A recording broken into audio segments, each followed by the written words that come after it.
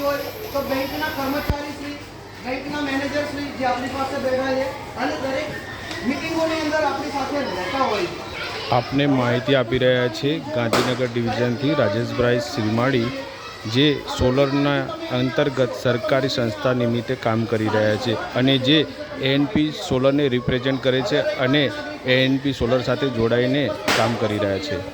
કોઈપણ વ્યક્તિ જ્યારે પણ પ્રાઇવેટ કંપની પાસે તમે કામ કરાવશો તમને 5-10 હજાર રૂપિયા ઓછા ચોક્કસ મળે, પરંતુ એની સામે તમે જે સોલર પાવર પ્લાન્ટનું રોકાણ કરી રહ્યા છો શું એનું વળતર તમને મળે છે?